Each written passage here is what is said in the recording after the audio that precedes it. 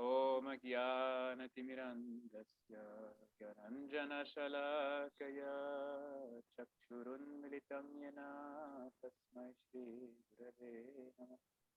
Namo Vishnupadaya Shri Gaura Priyamurtaye Srimate Bhakti Vallabh Tirtha Goswami Namine Shri Chaitanya Manobhishtam Stapitam Yena Bhutale Swayam Rupa Kadamayam Dadati Swapadakam Vande Nanda Vrajastrinam Padarenu Matishnasa Ya Sangharikato Punate Puvanashaya Panchakalpatarubhyascha Kripa Sindhu Vacha Patitanam Pavanebhyo Vaishnavebhyo Namo Namo Mahavadanyaya Krishna Prema Pradayate Krishnaya Krishna Chaitanya Namne Gauratvishe Namo He Krishna Karuna Sindho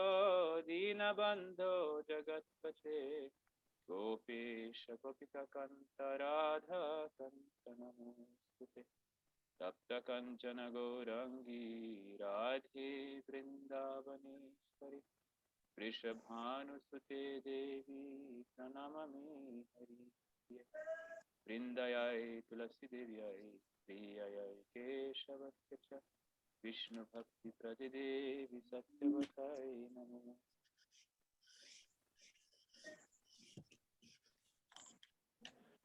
First of all, I offer my unlimited Dandavat Pranams to the lotus feet of my most revered Guru Maharaj, Srila Bhakti Vallabh Tirtha Goswami Maharaj, all my Guru Vargas, and all the devotees, also the devotees assembled here in this webinar, and pray for their causeless mercy that I may Haribol Prabhu, Hare Krishna Prabhu. Be able, yeah, louder. You can't increase the volume? I'm sorry, this is the max I can do here. That's the usual volume I operate with. So now it is, if you're keeping near the mouth, we'll get more volume. Yeah. Okay, good. Yeah, okay, good. So yeah, I pray for their causeless mercy that I'll be blessed so that I can glorify Shri Shri Guru Gauranga and Radha Krishna, Shri Vrindavan Dham, and the unlimited potency and sweetness of Vraja Bhakti. So dear devotees, welcome to today's webinar. Last time we were discussing and singing 2 kirtans, and this time we'll continue. So Mirabai Didi, she requested that we will sing Radhukunda Tata together. And so this time it is the possibility for that. And of course, this is very befitting.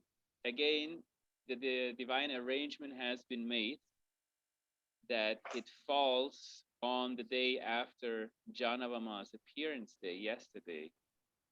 Because Janavama, as most of you will be knowing, she's an Angamanjari in Radha Krishna's eternal pastimes.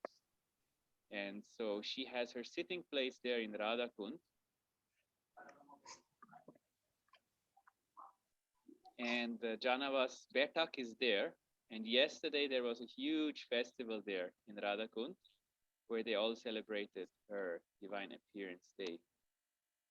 And so she's right there. She has her own kunja in the center of Radhakund.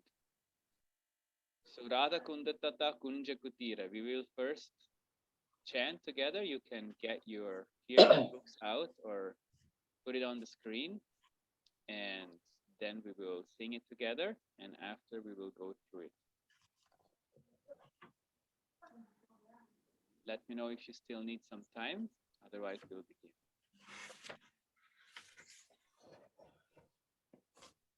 begin. I got Radhakunda Tata.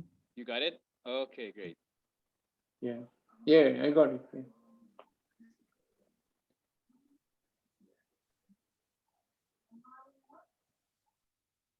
Radha kunda tata kunja kutira govardhana parvata jamuna tira radha kunda tata kunja kutira govardhana parvata jamuna tira kusuma sarovar manasa ganga kalindanandini vipulataranga kusuma sarovar manasa ganga kalindanandini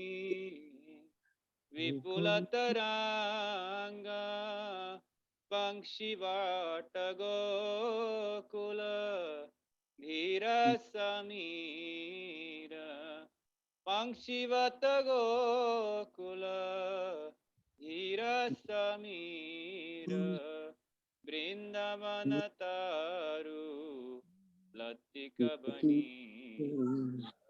Vrindavana-taru latika-bani Radha kunda tata kunja kutira govardhana parvata jamuna tira Radha kunda tata kunja kutira govardhana parvata jamuna tira Kagamrigakula malaya batasa mayura brahmana murali vilasa Kagamrigakula malaya batasa mayura brahmana Murali Vilasa Venu Shringapada Chingha Meghamala Venu Shringapada Chingha Meghamala Vasanta Shashanka Shanka Karatala Vasanta Shashanka Shanka Karata Radha Kunda Tata Kunja Kutira Govardhana Parvata Jamuna Tira Radha Kunda Tata Kunja Kutira Govardhana Parvata Jamunati Yugala Vilase Anukula Jani Leela Vilase Yudhipakamani Yugala Vilase Anukula Jani Leela Vilasa Yudhipakamani Esha Bachorata Kaha nahi jaun Esha Bachorata Kaha nahi jaun Esha Bachorata Paranahara Esha Bachorata Paranahara Radha Kunda Tata Kunja Kutira Govardhana Parvata Jamunati Radha Kunda Tata Kunja Kutira Govardhana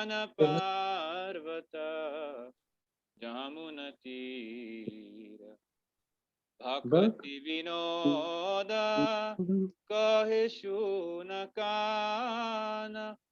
tuvayu deepaka amara parana.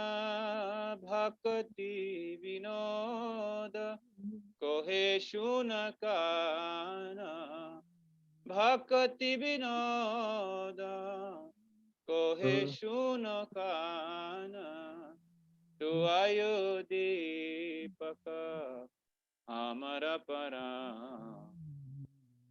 tuvayu deepaka amara para. Radha Kunda Tata Kunja Kutira Govardhana Parvata Jamunati Radha Kunda Tata Kunja Kutira Govardhana Parvata Jamunati. Jaya Radha Kunda Jaya Radha Kunda Jaya Radha Kunda Jaya Radha Kunda Jaya Radha Kunda Jaya Radha Kunda Jaya Radha Kunda Jaya Radha Kunda.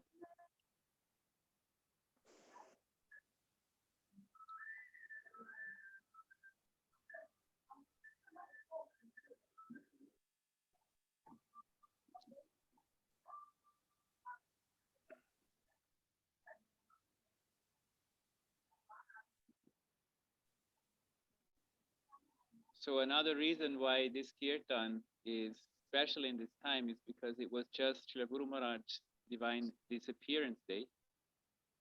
And we heard that in our last, when we were discussing about his disappearance, that he disappeared right during this kirtan. Yeah, he entered Nitya Leela when we were chanting Radhukunda Tata. So he indicated also with this, where he is preferably engaged in seva. So very, very wonderful pastime. And of course, it's a very, very esoteric, beautiful, beautiful esoteric kirtan that is completely immersed in Vraja Bhakti, not just any Vraja Bhakti, but really the core essence of Vraja Bhakti, because in Radha Kund, Radha Krishna performed the highest pastimes. And not like in other sampradayas where you have the night pastimes, the Ras Leela at night as the highest, but in our Gaudiya Sampradaya, we consider the midday pastimes, Radha Kund, the highest. So this is Madhyana Leela. This is happening in midday. Why I'm talking about Radha Kund particularly when we sing this kirtan is because we always sing this kirtan in relation to Radha Kund, because it starts with Radhakunda Tata, the transcendental banks of Radha Kund. However, this song, this kirtan, is not just about Radha Kund. It's about all the different uddipakas, which means the transcendental stimulants to invoke Vraja Prem, Vraja Bhakti, the moods of Vraja. So stimulants are also described as catalyzers, or things that help us to increase certain things, okay? So the standard catalyzer in a car, for example, is at the end of the exhaust pipe, and it's just some materials that are fashioned in a certain way that allows for the exhaust to be burned more, oxidized more. It increases the oxidization process. So similarly, The catalyzers for Vraja Bhakti or Vraja Prem, they are described here. And in Sanskrit, those catalyzers or stimulants, they are called Uddipaka.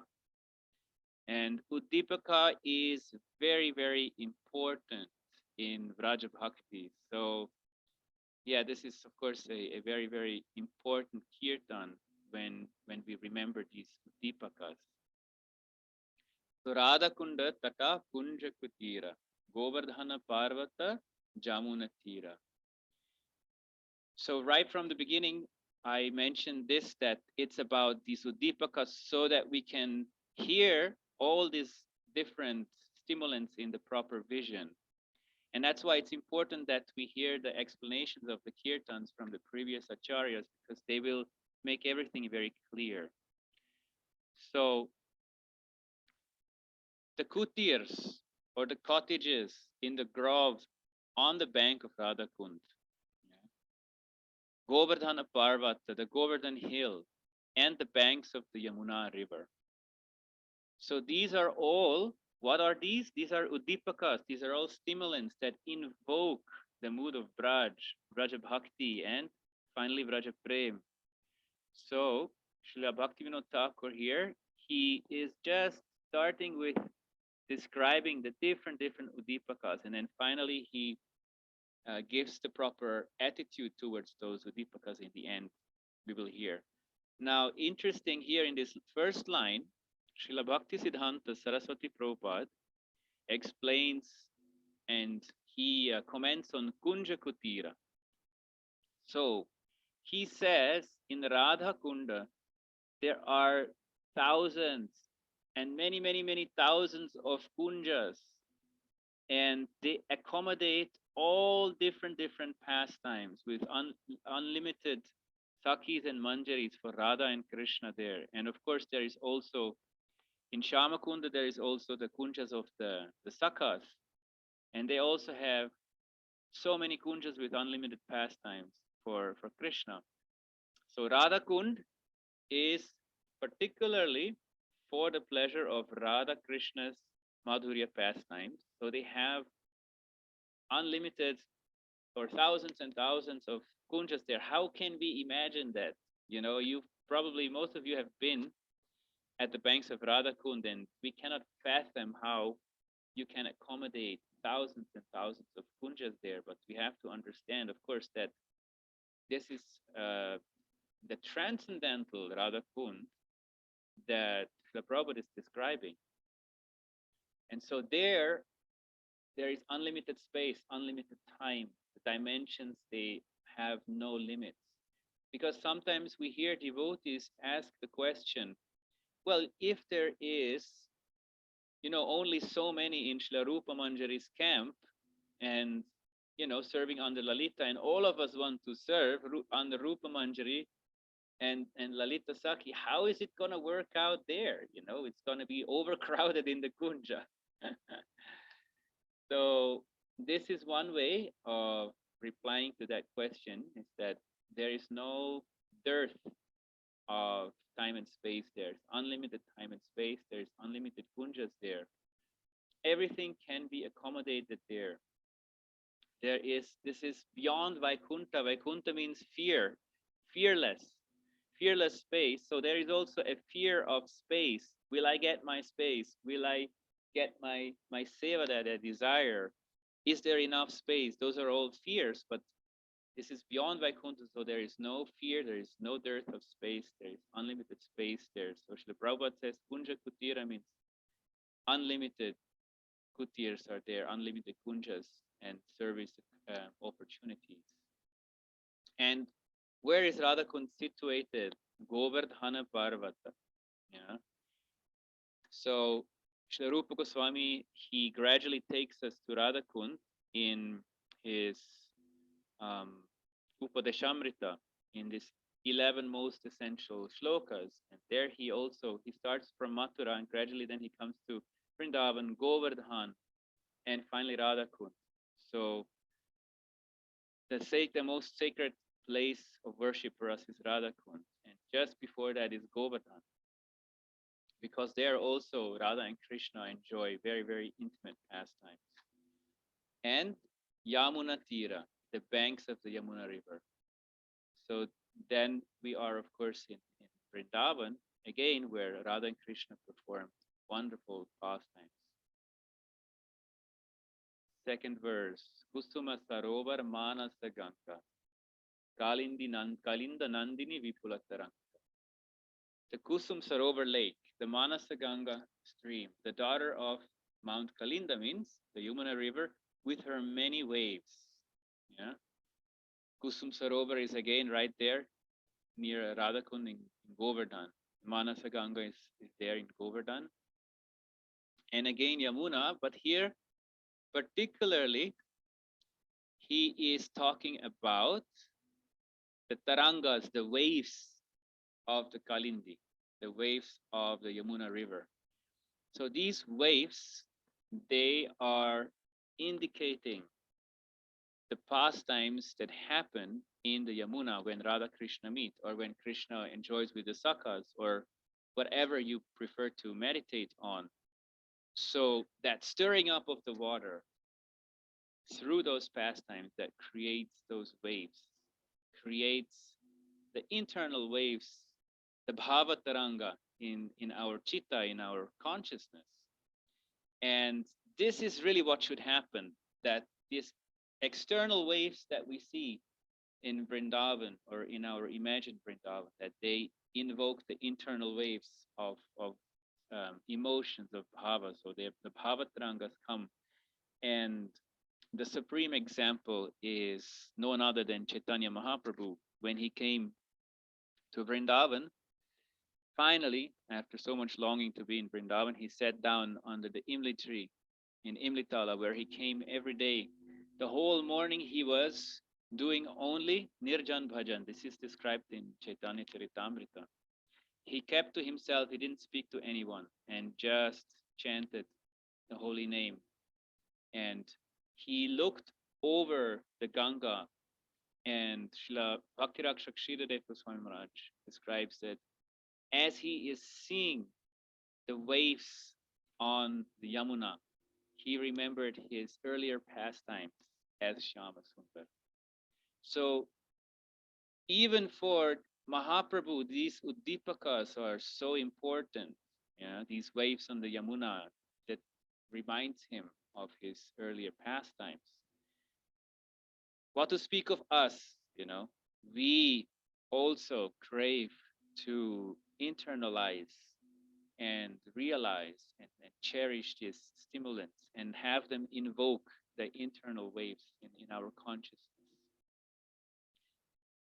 And by the way, when Mahaprabhu was seeing those waves on the Yamuna and remembering his earlier pastimes as Shyama Sundar, Gora Sundar again became Shyama Sundar. He again turned blackish. And we will separately discuss this, but it's interesting in this relation because then he realized that he prefers to be in his Gora Sundar form, because only in his Gora Sundar form he can relish Radhabhav fully, and thus he returned to Puri. So by doing so, he taught many, many lessons, one of which is that we don't necessarily have to sit in Braj to perform Vraja Bhakti. We should sit wherever it is most favorable. For him, it was most favorable to be in Puri, because in Vrindavan, he would remember his Shyamasundar pastime, and then he couldn't be immersed in the meditation that he prefers, which is on Radharani's moods. So whatever meditation we prefer, we should similarly be in such a space and place and time and circumstances that we can increase the quality of that smarana, of that remembrance. So, move on to the third shloka. Vanshivata Gokula Dhira Samira Vrindavana Taru Lattika Banya. The Vangshivat banyan tree, town of Gokul, and the holy place at Dhira Samira, the trees and creepers and reeds of Vrindavan. So here, Srila Bhaktivinoda Thakur, he talks about some of the most important holy places in Vrindavan, such as Vangshivat, Gokul, Dhira Samira, Vrindavanataru, Latika Banira. And he includes also the trees and creepers of Vrindavan. So in Vangshivat, again, there is the banyan tree. Yeah. So always Vraja Leelas are connected to the holy trees, which are all Kalpatarus. They are desire fulfilling, wish fulfilling trees. So all the trees in Vrindavan are very, very special, especially those trees under which Radha Krishna have performed their pastimes. That's why Srila Bhaktivinoda Thakur here mentions them, and also Latika, the creepers, and the smaller plants, the bushes, etc. They are all according to the mood of the Brajavasis. They are sadhakas. Some say they are even sakhis who are meditating there, who are doing their seva in their swarup. They are actually sakhis. Some say they are sadhakas. And so they're not ordinary trees and creepers. And we can take shelter of them. And when we remember them, we remember the pastimes of Radha and Krishna, who themselves worship the trees of Vrindavan.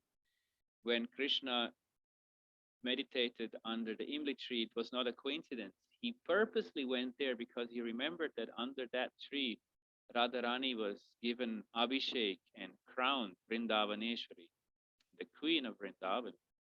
That's why he took shelter of particularly that very same tree when he couldn't find Radharani. So similarly, the Vangshivat banyan tree is the tree under which the gopis assemble for the first Rasa Leela when Krishna calls them there on the flute, on his beautiful flute. And so every tree has a speciality there in Vrindavan. And even the Radha Krishna themselves, they plant trees together. This is mentioned in Vrindavan Mahimamrita. They take care of the trees. They marry two trees together as couples. So that is usually a dark and a light-skinned trees. They are married together by Radha and Krishna, and they are the very embodiment of their divine love. So what happens is they would embrace each other, and still today, of course, all across Vrindavan, you can see those yugala vrikshas or couplet trees, which are embracing, and it's a very, very beautiful sight. And with the proper vision, of course, you can have darshan of Radha Krishna, and the Vrajavasis, in fact, worship these yugala vrikshas as non-different from Radha Krishna. So if you want to see that, for example, when you have darshan of Vinod Baba in Varsana, every day when he comes out around 5 o'clock in the evening for the parikrama, he will first worship the yugala vriksha, which is just outside his kutyar, as non-different from Radha Krishna. So this is how important these Uddipakas are for the Brajavasis. They literally worship them with all their senses, all their love, all their heart. So we who are following in their footsteps should at least understand the importance and also, of course, try to practice the same. Now we move on to the fourth verse. Khagamriga Kula Malaya Batasa Mayura Brahmara Murali Vilasa. The different varieties of birds and deer, the cooling breeze from the Malaya mountains, the peacocks, the bumblebees, the pastimes of the low-pitched Murali flute. All this is described here.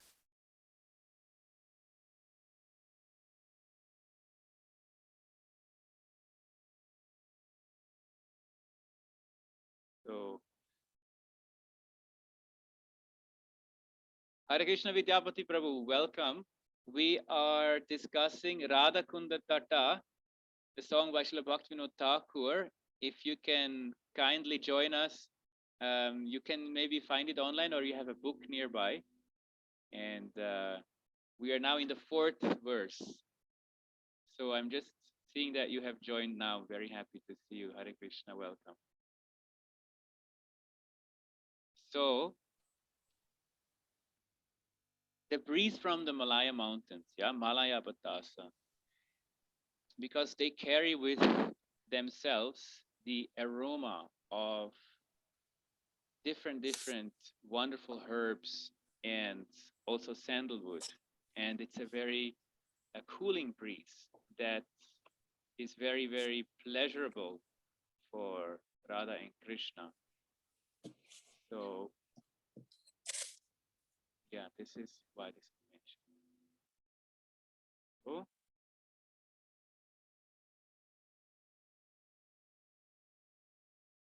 And of course, you know, like every udipaka or stimulant here invokes the pictures, the remembrances of certain pastimes immediately. That's why it's so important for us to hear.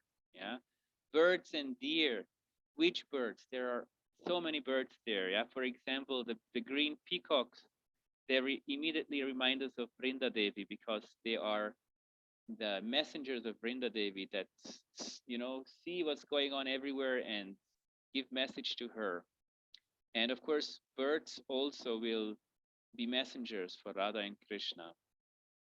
The deer, Radha and Krishna, they have their pet deers, etc., etc. So every animal, the peacock, of course, dances when the peacock see Radha, when they see Shamasundar coming, they are in such ecstasy because they mistake Radha Shamasundar for the cloud, the black monsoon cloud, which brings the rain. So they start dancing in ecstasy, and vice versa. Of course, they are very much attached to Sham Sundar.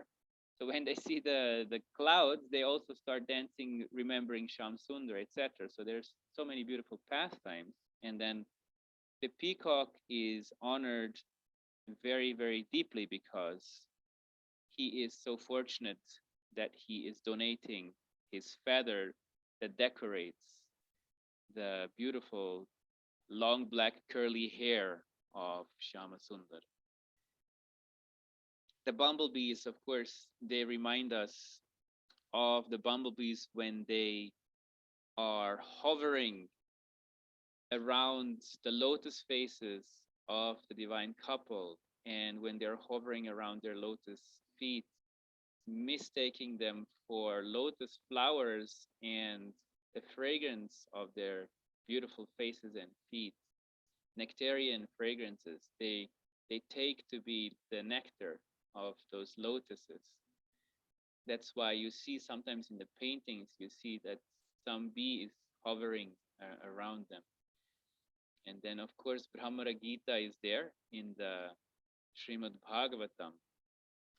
So the song of the bumblebee, very beautiful, famous pastime. And then you have the pastimes of the Murali. Again, this is a tree. It's a bamboo, and very fortunate.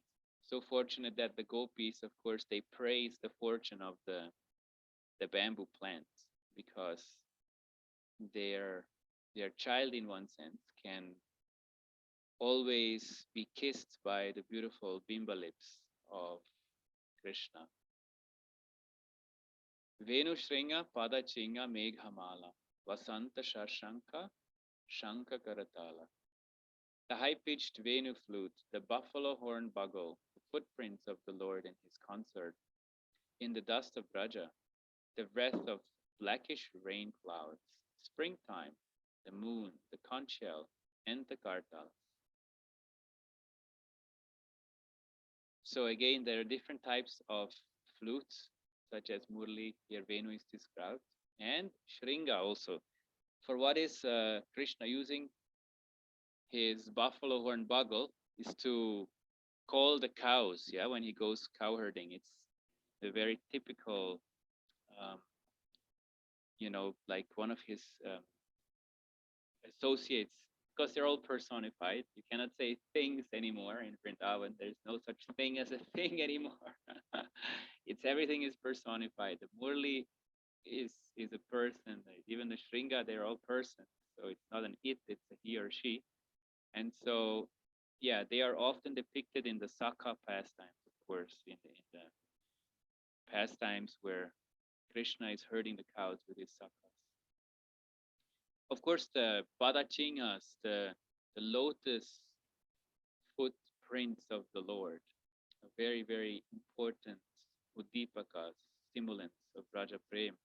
And when we do parikrama, then in many places we always can have darshan of these beautiful lotus imprints, lotus feet imprints. And that reminds us of so many wonderful pastimes.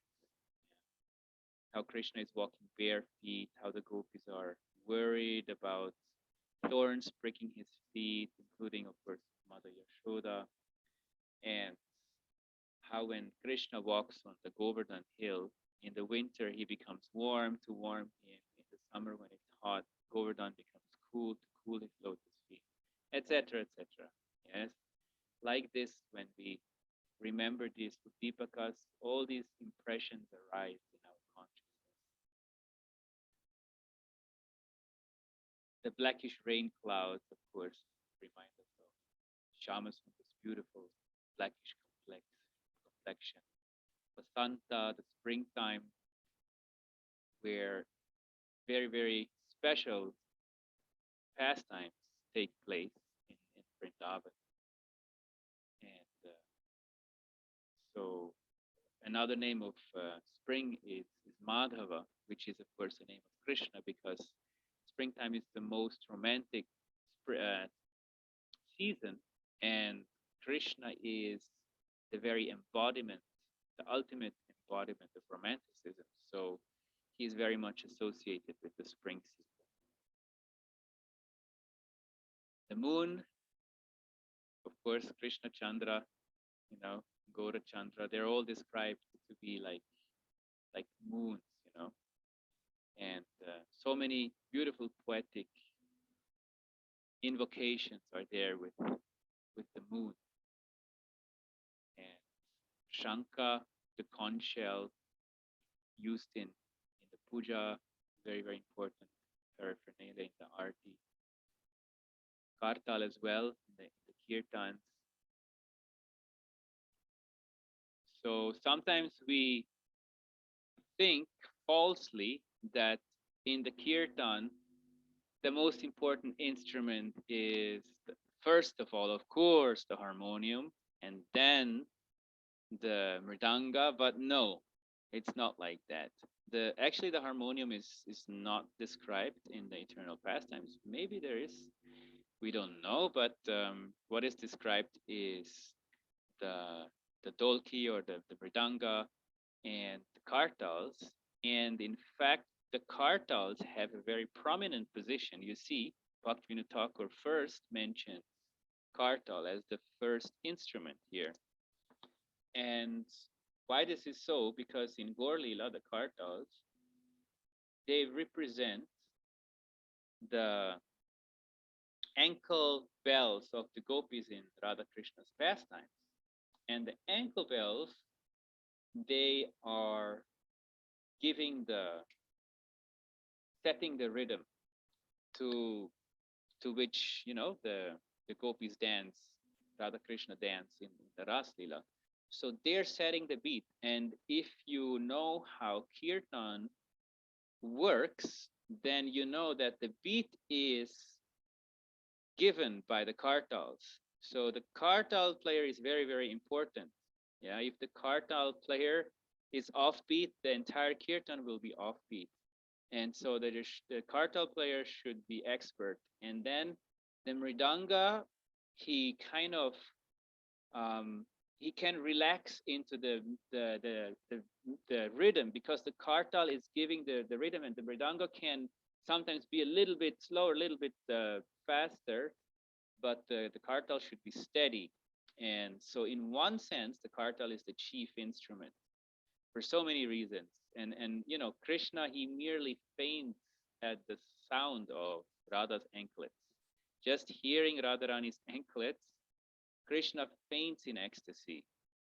So of course, the anklets of Radharani, they are right there at Radharani's lotus feet, and Radharani's lotus feet are the very, very object of worship for Krishna, for all the Sakhis, Gopis, Manjaris.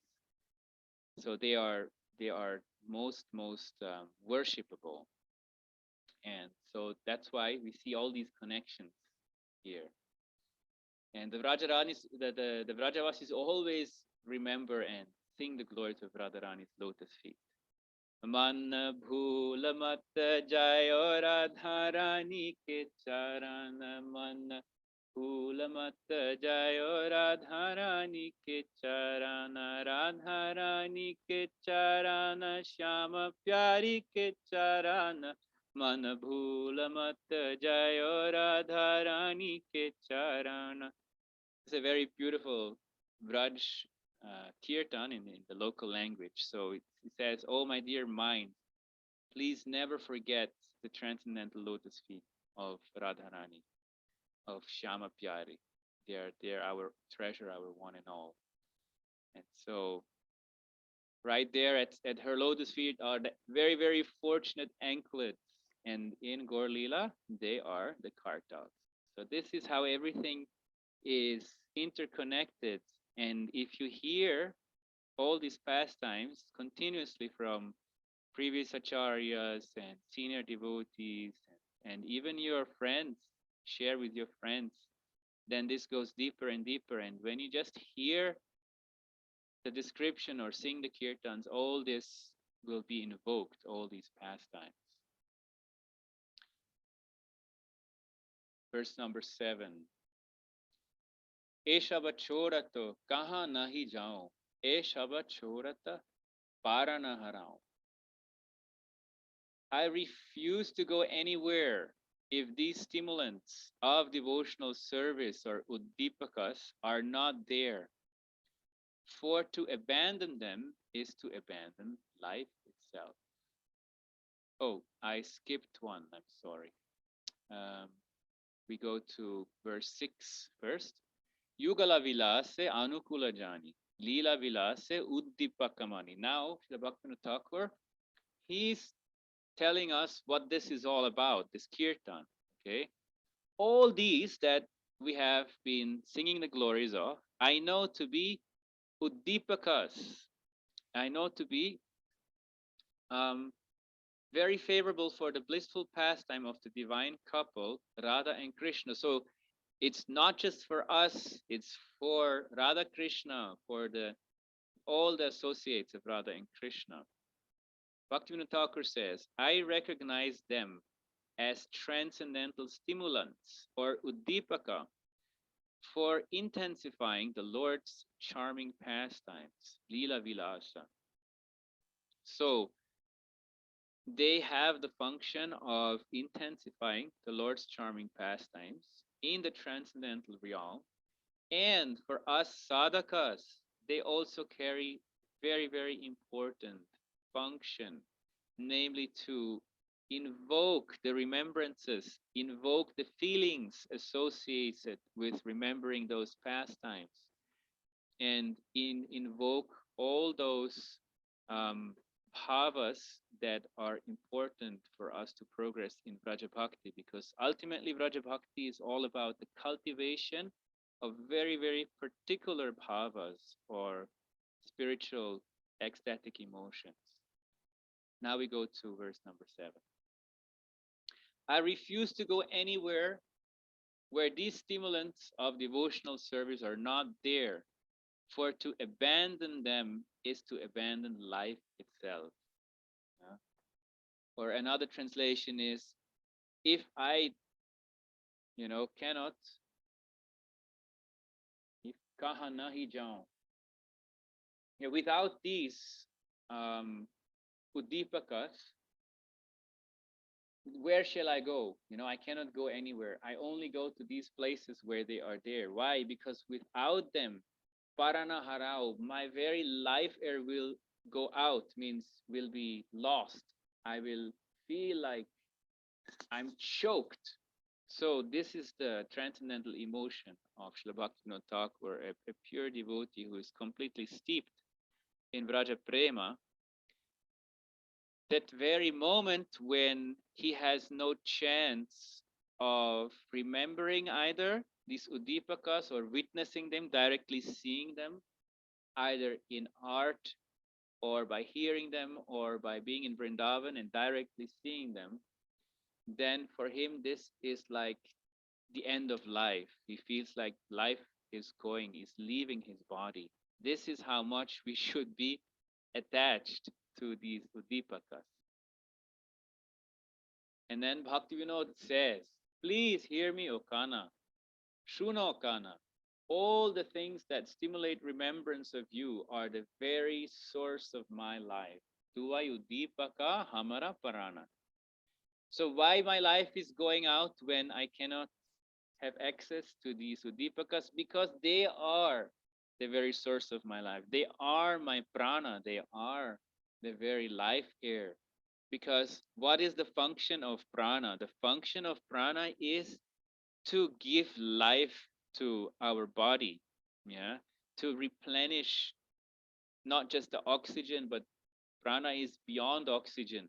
Yeah, now there is oxygen shortage here in India, but really the actual shortage is the shortage of the transcendental prana, the transcendental life, which is these stimulants. Yeah, this stimulants, anything that invokes Vraja Bhakti, that's the real oxygen we need. That's the real prana we need.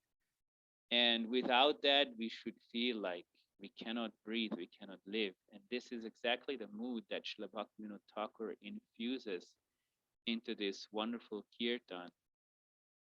And so this, by the way, is part of Sharanagati. Yeah, surrender to the Lord's lotus feet or shelter. It's a kirtan collection, a book published by Srila Bhaktivinoda Thakur. And so this is song number 4, and it is talking about svikara or acceptance of activities favorable to pure devotion. So in bhakti, there is one overarching rule that is the number one rule. And some of you will remember what this overall rule is. It's that we should accept anything favorable for cultivating Raja Bhakti, and we should reject anything unfavorable. So here, this is the part in this kirtan collection, Sharanagati, where Bhaktivinoda Thakur sings about what is favorable, yeah, what we should accept. And this Udipakas, these are to be accepted and embraced in our life. And how we can do that is by remembering them, singing them, having darshan of them internally, externally, when we are in Vrindavan, etc., etc. There's so many ways how we can invoke the stimulants and allow the stimulants to invoke the pastimes, the feelings, etc.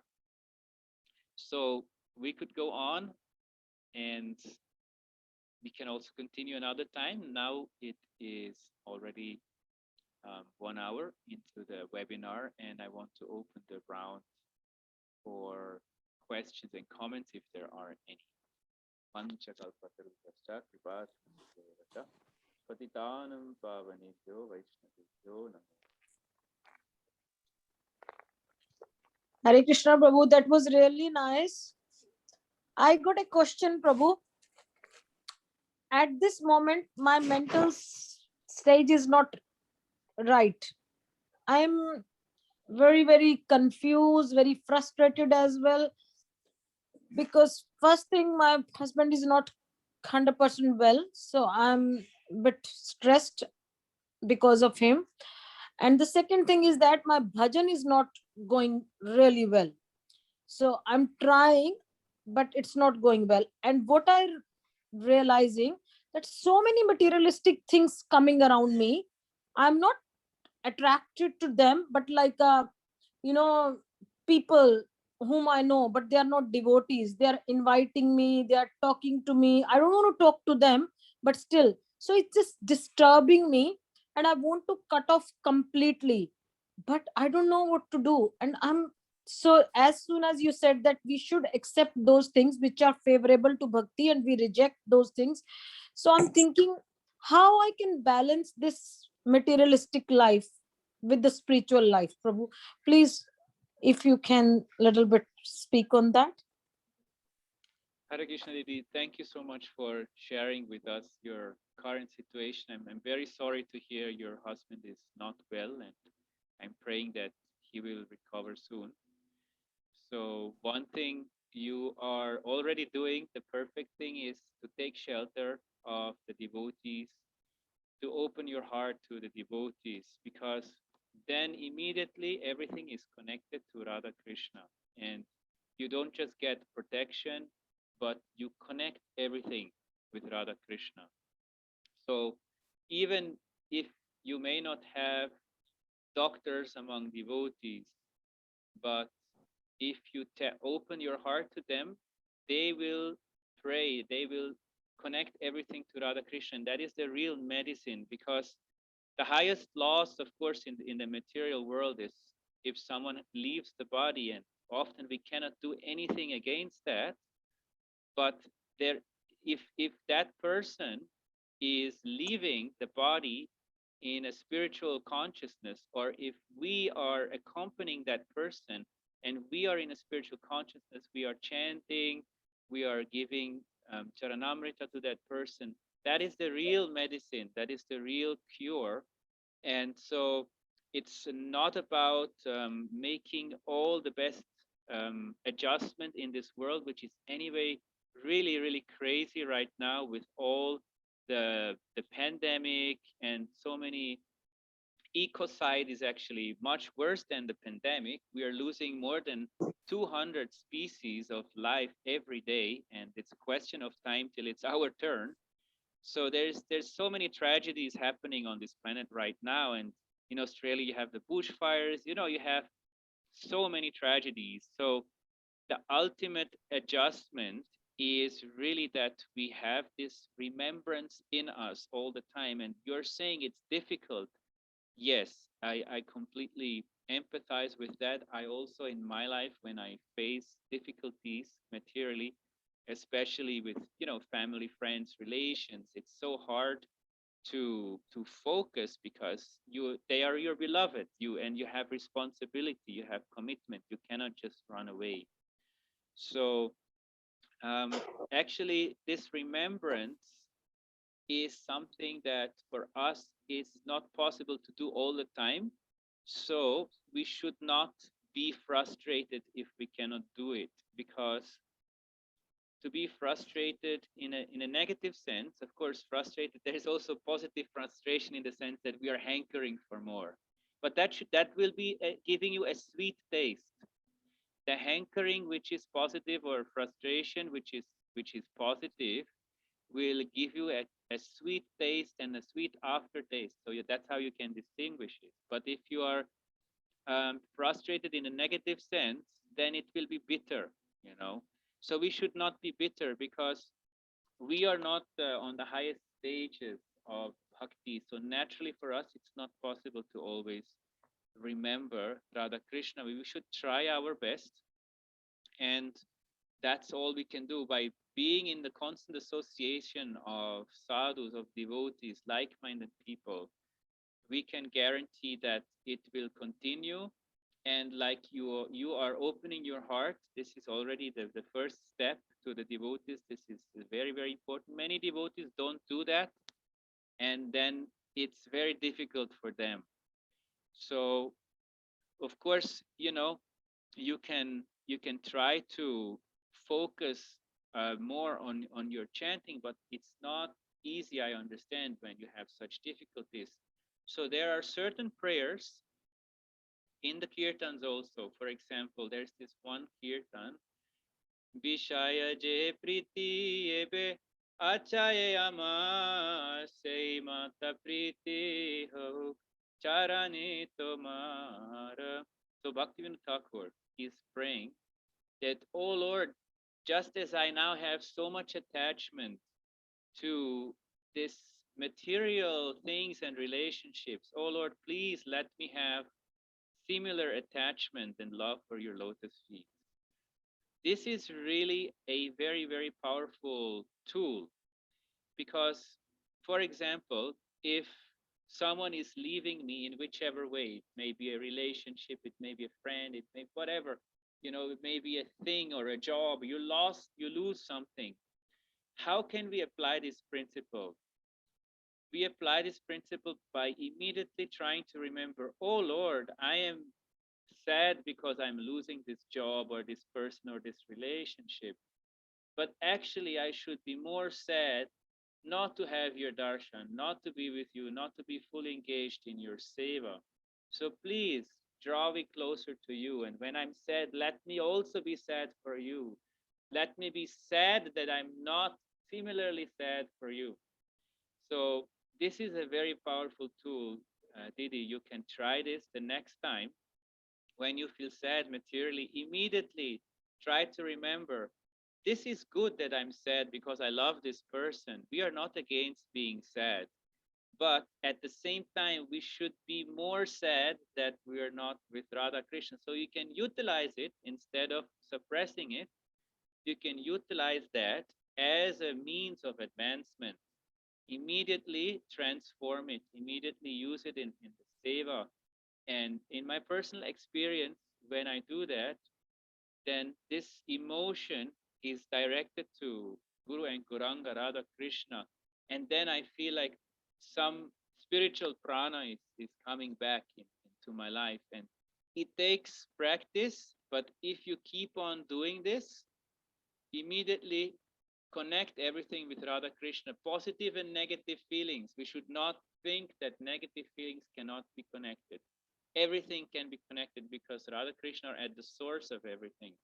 So if I'm sad, I connect immediately that sadness with Radha Krishna. And if I cannot do bhajan properly, Srila Gaura Govinda Maharaj used to say, okay, we cannot cry for Radha Krishna maybe, but we should try to cry to cry. We should be crying that one day we'll be able to cry. So that we can do, all of us. So similarly, if you're sad, then be sad that you're not more sad for Radha Krishna, and that's good. That's very favorable, and we should accept that which is favorable. So try to always see that part which can invoke the positive aspect of it, and then it becomes an udipaka. Then you will remember how Radharani is sad when Krishna is coming too late, etc., etc., like that. This is one of many ways how we can transform these apparently negative feelings, Didi. Thank you, Prabhuji. Thank you.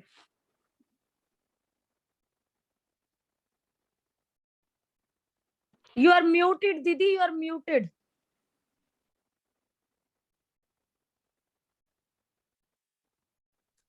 All right.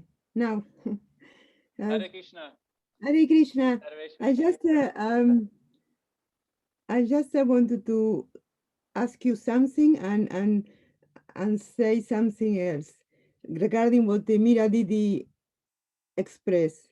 One thing I just want to confirm. Did you say that the pastimes of Radhukunda is the pastime of middle day? Is mean from 11 o'clock to 3:30 in Ashtaka Lila is in Radhukunda. Did you say this?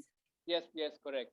Not only Radhakund, also they are coming to Radhakund, and they in between they go to Surya Kund, but the main pastime is in Radhakund that time. Yes. All right, that's one thing. Thank you. And the other thing, regarding what Mira Didi expressed, that is, I think it is very difficult when somebody very close to you is having health problems, because it's, of course, the dynamic is affected. But I remember when you say this, when you were answered to her and what she expressed, that there is this verse in the Bhagavad Gita, the in the chapter 9, verse 30, is apicheto turachara, that is say that even a person is doing wrong, but because it's determinating Krishna's consciousness, is have to consider a sadhu. Maybe it's not the highest level in the highest level, but at least you get some relief that if you even have material desires or have disturbance here and there, but because the determination in Krishna consciousness, this Krishna say you have to consider a sadhu, just to encourage us. This one thing that I reminded when you was talking, and the other thing in the last class of Siddhanti Maharaj that I follow him. I follow him because he's talking very much about because my guru Maharaj is not present. It's in Trinity Alila. So Bhakti Vedanta Siddhanti Maharaj. He also, because he took shelter of him, he talked a lot about Guru Dev. So that's why one of the reasons that I follow him also is this. So in the last class, because the appearance of Janava Mata, he say one bhajan, they say Babar Nave Pade Mora, that he say in the bhajan that even I don't have strength to accumulate pious activities, I don't have stress, I don't have knowledge, I don't have this and that, but I have any research. And he say in the praise, who will rescue? I don't know how to swim, I don't know how to go to the shore. And he say, cross the shore from material existence to go to the shore of the river. So we taking shelter in Janava's personality. That is, I will just remember this, as we say that it say, who will rescue me? That I don't know how to swim. I must remember this in this situation. That's it. Yes, thank you for sharing, Sarveshwari Didi. Thank you so much. Thank you, Didi. Very nice, Didi. That is.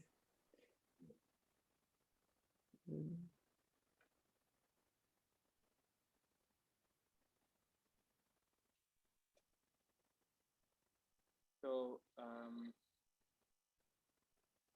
Vidyapati Prabhu, was there a sign that you want to say something? Yeah, if you allow me, I'll say something. Wonderful. Okay, great. I don't have to take too much time, but we don't have any time constraint, do we? No, we don't. Okay. Let me relate to personal experience that I have regarding about what Mirabai Didi mentioned about, not feeling encouraged, feeling like, as if you are not in the right path, if you like, and feeling, I guess, a little bit discouraged. But actually, this is actually a natural feeling for devotees who are progressing.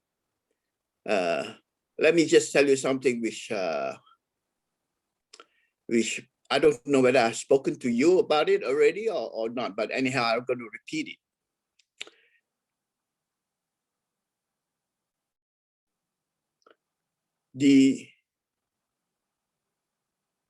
I have an occasion back in 1975. I have an opportunity. Well, I wouldn't say an opportunity, but I actually, by my crookedness, if you like, able to join His Divine Grace A.C. Bhaktivedanta Swami morning walk. In the morning walk, why I say crooked was because I was not invited. You know, in those days, Swami Srila Prabhupada, Swami Bhaktivedanta Swami Prabhupada is so well known with so many disciples, and it is actually very difficult to meet him face to face or ask personal question, if you like. You know, it is not possible because every time I see him, he's actually in lectures, and of course, in lectures there are always a lot of devotees around, and you can ask question, but the question is very cannot be intimate. You know, cannot be intimate. So I have one intimate question that I wanted to ask, but there was no opportunity. So, but came the opportunity, I decided to do the crooked way, and I how you call it? What's the term you use it? You know, you join in the party. You know, without invitation, you join in the party. What's the word for that? That you guys use? I just went in and joined in the part. The walking. Sorry. Gate crasher. What? Gate crashes. Yeah, gate crash. That's correct. Yeah, thanks for that. So I gate crash. I got to know by insiders that within the temple that, you know, Prabhupada was going to go to visit this. Going to go this morning, walk in Botanical Garden. So what to do? I'm not invited. I can't go to. I cannot get any appointment to see him, and so on. So I decided to do the crooked way, and I was desperate enough to do that. So I went in. It was, of course, it was not. I was not invited. But then Prabhupada, of course, doesn't know about this. He saw me, and he was very friendly to me, actually. So I asked an intimate question at that time, even though there was crowd up there. I have no choice, you know. So the intimate question I asked was that, you know, you are saying that in the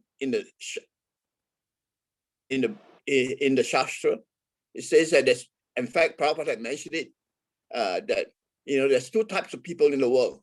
One is called Devi, and the other one is demon. So, you know, you're either a devotee, if you like, or a demon, you know. So I was practicing Krishna consciousness by that time for about 3 or 4 years now. And I asked that question, you know, what about myself, you know, which I feel at that time that I'm somewhere in between. I'm not exactly a demon, you know, nor am I exactly a devotee. I'm somewhere in between.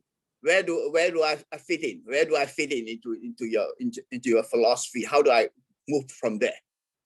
So in the same way, you can feel, it is quite natural to feel that way, that you are progressing you are trying to follow the rules and regulation, but somehow or other you're not able to quite be a devotee, in a mood of a devotee, you know. So like that, I tried to ask this question. I did ask a question, and he looked at me, and here's now I'm trying to find a word for it. Anticlimax of this whole thing, you know. It's the anticlimax of this whole thing. That he spoke to me. He mentioned something. He answered it, and unfortunately, because it was in the crowd and there's so many devotees around, and maybe, you know, there was noise around, you know, and also, of course, one big defect, and that is the real reason, is that I could not understand him. Why? Because of his very heavy Bengali accent. So if somebody he speaks such a Bengali accent that I actually could not understand it. You know, I could not understand it, nor can I remember it. So this is the anticlimax of this whole thing. And so I have to, I was of course not disappointed. I was disappointed, I should say.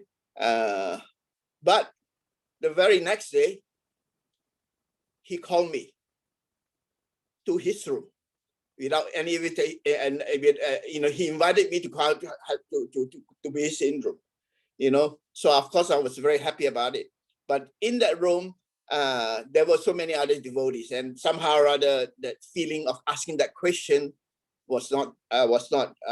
didn't come to me. I didn't feel have the courage, or it didn't come into me. I was so overwhelmed that, that he actually called me and wanted to talk to me. So that's what it is in the anticlimax, if you like. And so I lived with this question for many, many years. I thought it was a very intelligent question. At that time, I thought it was a very intelligent question.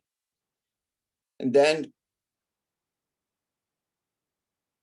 sometime in probably about late 2000, 2006 or 2007, so at least 20 years have passed, at least 20, not 30 years have passed, I live with that question. Imagine that you live with that question with a doubt like that. But then, of course, during the 20 years or so until today, I still perform some bhajans. I do my sadhana, and I used to pray to the Lord, pray to Krishna, when can I get this answer? And for many years, I have to be burdened by this kind of doubt came into my mind for a long, long time. In fact, 30 over years, 30 years. Then in my prayers to Krishna, to Srila Gurudev, Srila Gurudev means Bhakti Balavatita Maharaj. It dawned to me, it came to me. And it's just like a lightning, it's just dawned to me, say that actually the answer is the statement of whether it be a Devi or a demon is actually factually correct. And you have to admit that you are a demon. And we are not admitting, I'm not admitting for the last 30 years, over years, I never, ever think that I'm a demon. And let me try to explain what demon means and what Devi means.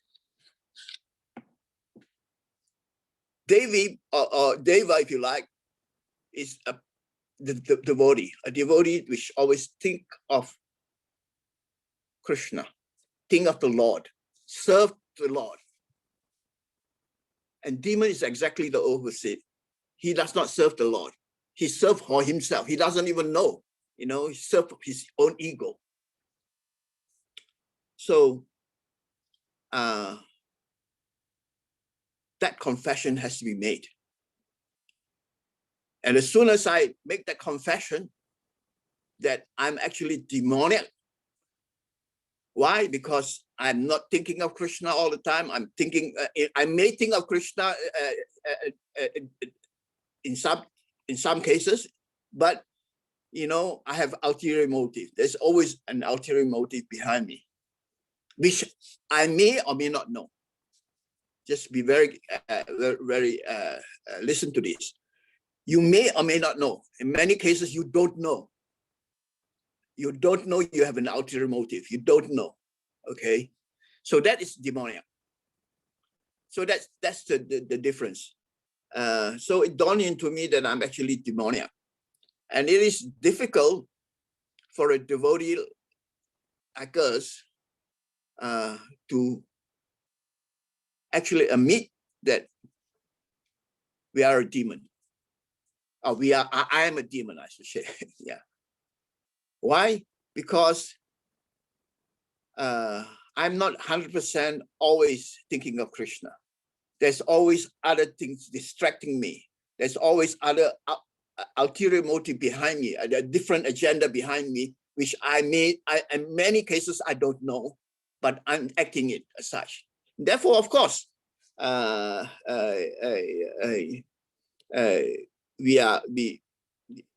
have to accept that I'm a demon. Now, it's difficult to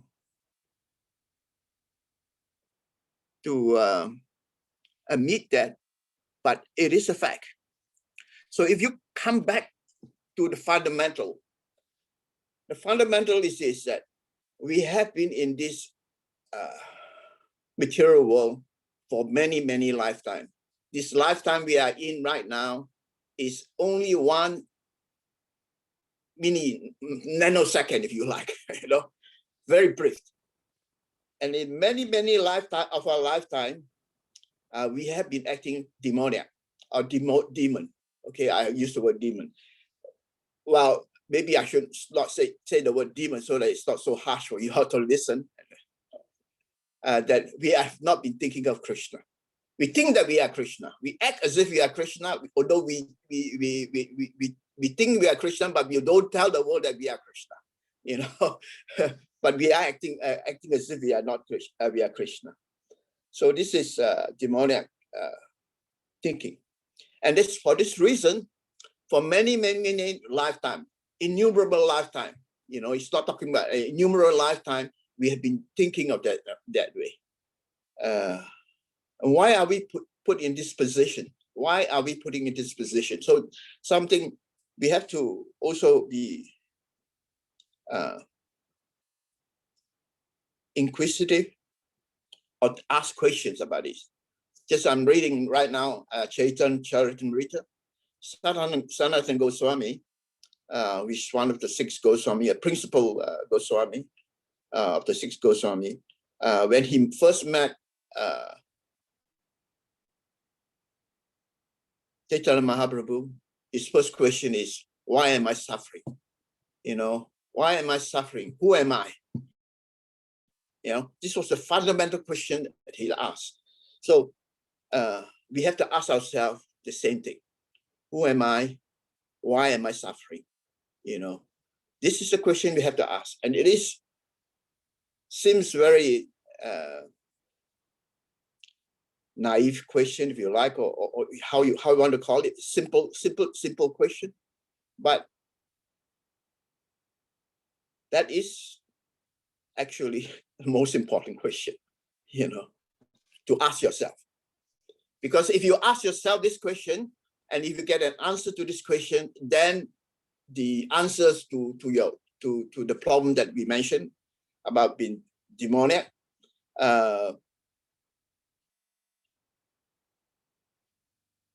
will dawn into you, and that this is where we are. Okay. So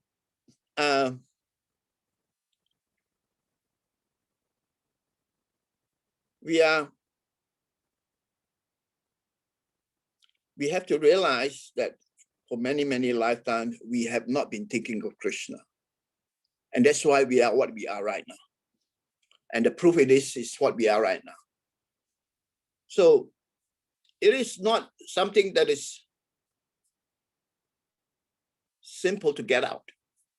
But Dr. Maharaj used to say that, it takes time. It takes time. It's not something like, I want it and I get it. It takes time. And that's why the sadhana, has to be done and regulated. And if you follow the instruction of the Sadguru, of chanting the name of Krishna, doing whatever he asks you to do, then by the mercy of the Guru, you can get the mercy of Krishna. And when the mercy of Krishna comes, then everything else will follow. See, our main objective of so-called, Radha Madhav was talking about this favorite song of Bhakti Gurudev, Radhukunda, tata.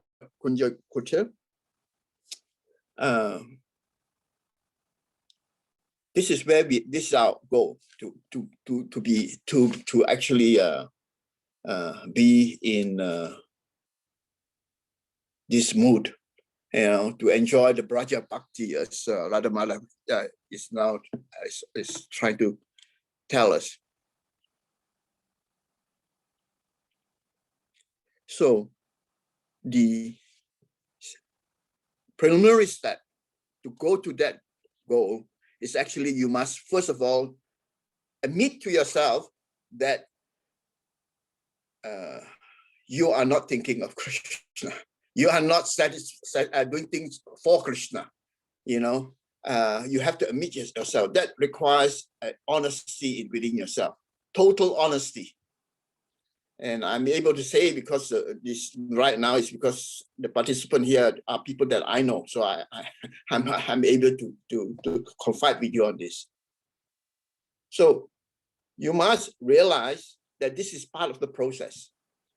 And when you actually learn how to cry, you actually cry because of this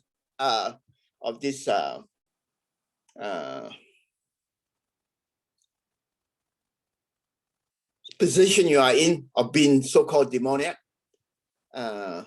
Then you are actually calling for mercy.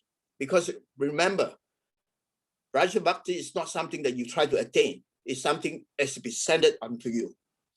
Something that is given to you. You don't ask for it. You won't try to reach it, but you actually been given. So if you pray to the point when actually you begin to cry sincerely, then the mercy of Krishna, the mercy from Gurudev will come to you.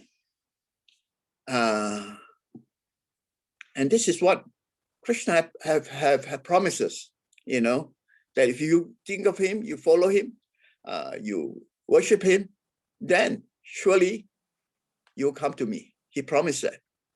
So why should Krishna break his promise? No. We should have the faith to do that. And if you reach to the point of that, then realization will come to you, and that you'll be able to see things as they are, which means to say, if I can put in what Srila Gurudev used to tell me, Bhakti Bhakti Maharaj, she says that not a single blade of grass will move without the Krishna will. If you look, you go outside and you see a wind blowing, the grass is moving, sway here and there, know that it is because of Krishna. So in this way, you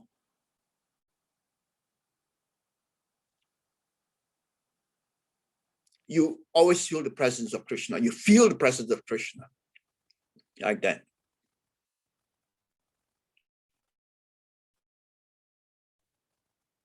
I think I stop here right now. If there's anybody who want to continue, you can do so. Hare Krishna. Vaishnavi. Hare Krishna. Jai. Thank you so much, Vidyapati Prabhu. And it was very interesting hearing from you. Yes, I think for many devotees nowadays, it's difficult to consider themselves demons, but actually Bhaktivinoda Thakur, he prays, O Gopinath, Ami ki doshe doshi, asura sakala, pailo charana, vinoda thakilo vosi. I'm such a great sinner, O Gopinath. I'm the greatest sinner among sinners. Many demons have attained your lotus feet, but Bhaktivinoda Thakur is simply remaining here, trapped in this worldly existence. So this, of course, it comes before we sing Radhukunda tata. This is the basics of Sharanagati, of surrender, and step-by-step process. Very, very nicely described, Vidyapati Prabhu. Thank you so much. Hare Krishna. Hare Krishna. So we conclude here because already many have left, and yes, I'm sure they will be happy if we continue next time, so they can also hear. And yeah, if anybody wants to say something else, shortly, please welcome. Otherwise, we conclude here. Haribol. Haribol. Haribol. Haribol. Yeah, Hare Krishna. Prabhu, that's the thing, no? The main thing, we are Baddha Jivas, conditioned soul. Yeah. We know nothing unless otherwise the mercy of Bhagavan comes to us, Right. then it will start very, very slowly. So Krishna says in Mahabharata, no? Tena vina trunamapi na charati. So without my knowledge, even grass won't move. So when that is the case, so we are fully dependent on mercy of Lord. If that comes flow very fast, because again adhika, no, previous life, last for so many life impressions, what we have done, so we'll achieve that. But naturally, the devotee will have that kind of conviction inside. What I'm doing is very less. What I'm not doing, I want to do more and more and more. No, because that kind of things always will be there in bhakti. There is no end. No? So that's what I realized with all the devotees, with all my guru, vargas, and association. That's all. Thank you, Haribol. Prabhu. Yes, it always comes back to surrender. Very nice. Thank you for concluding this and bringing everything back to surrender. So I also surrender to the lotus feet of all you wonderful devotees. Once